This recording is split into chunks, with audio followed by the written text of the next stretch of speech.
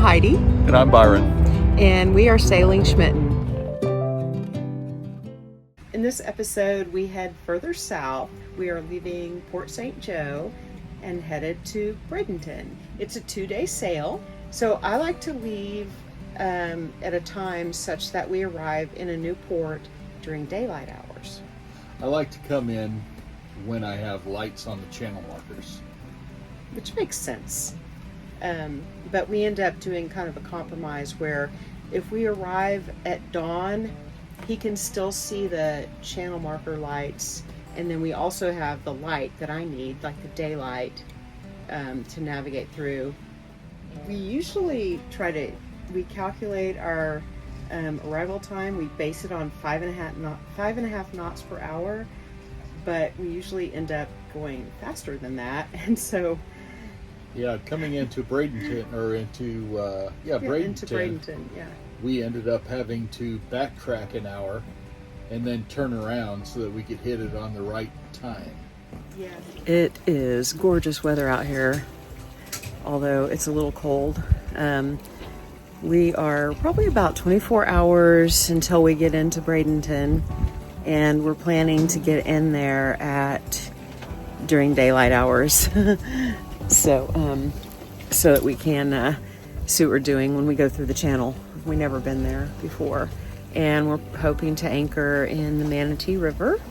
And I want to see some manatees. That would be really cool. Right now, having an afternoon coffee. And too bad there's not a Whataburger with that, but maybe sometime in the future. Here are the amazing conditions we are experiencing. It is 1 foot seas and probably 12 to 15 knots of wind. I didn't look, but we've got full sails up, no reefing, beautiful water, and the sun.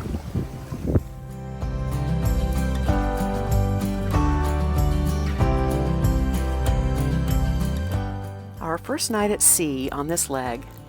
How often do you get a chance to absorb yourself completely in something beautiful without any interference, like this sunset? That's what dreamers do. I used to get scolded for staring out the window while I was supposed to be listening to instructions. As I've gotten older, I found that there is no shame in that. Spending time letting beauty fill you up is a worthy pursuit.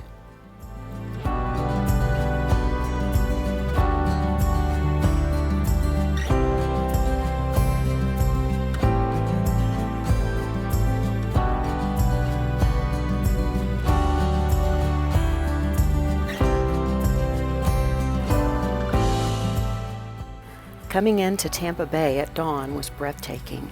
However, the lights of the bridge did interfere a bit with the channel marker lights. We figured it out together with our binoculars. It can be very difficult to judge distances of objects across the water. By the time we crossed Tampa Bay, which was very cold, we had a hazy day. We entered the Manatee River, which was fairly narrow and shallow.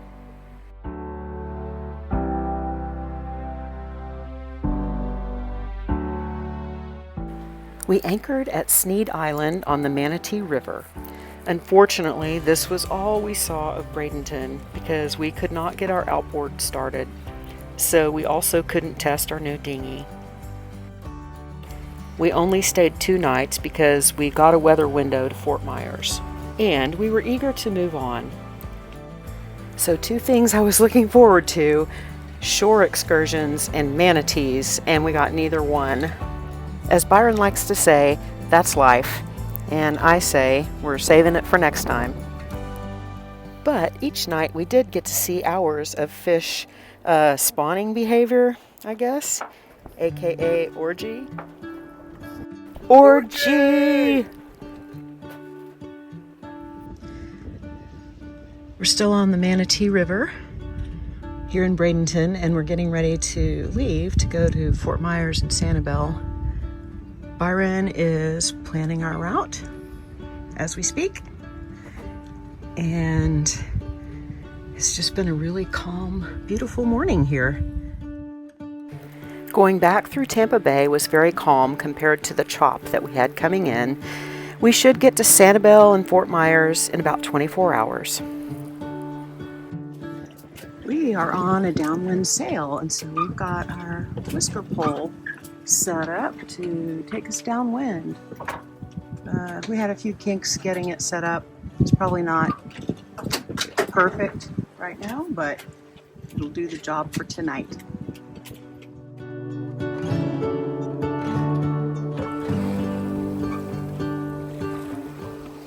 We were about 6 miles offshore for this sail, but here is where we started seeing so many crab pots that dodging them became a full-time practice. If we hit one, we risked the chance that the rope could get caught on our propeller. Somehow we missed them all, even the ones we couldn't see at night. The crab pots are put out to catch the stone crab, and the fishermen are allowed to take both claws off the stone crab and then release them. The season runs from October 15th to May 1st. We eventually had to try it, and believe me, it is good. The first place we tried to anchor was very rolly, so we motored through the Caloosahatchee River to Cape Coral, and we anchored in Glover Bight near the Tarpon Point Marina. It was surrounded by mangroves, and we were invaded by mosquitoes at night. It was quite interesting getting to this anchorage, as the river that we went through was very shallow, very narrow channel, and a lot of chop. We still hadn't been able to get our outboard started, so here we are rowing again. The saga continues. We left the Glover Bight anchorage and went to anchor at Fort Myers Beach for a few days because at Fort Myers Beach they had a little more protection from some of the weather that was coming in.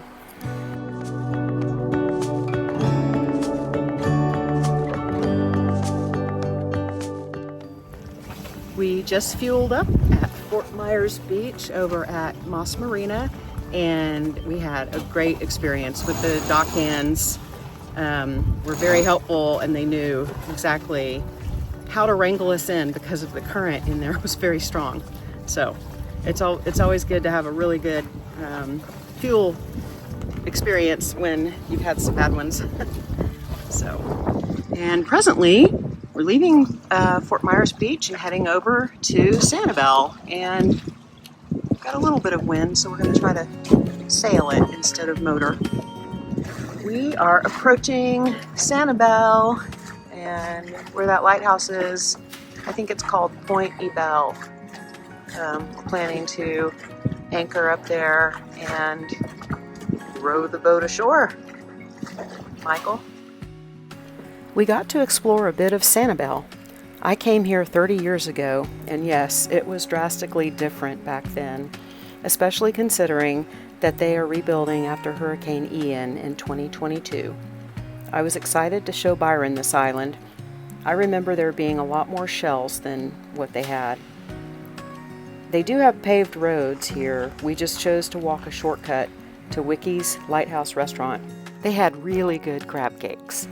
We had rowed our dinghy ashore, and when we went back to try to go back to our sailboat, apparently the tide was going out, and we had a very difficult time rowing back to the boat. Thankfully, a powerboat nearby was kind of watching us and asked if we wanted a tow, and we accepted.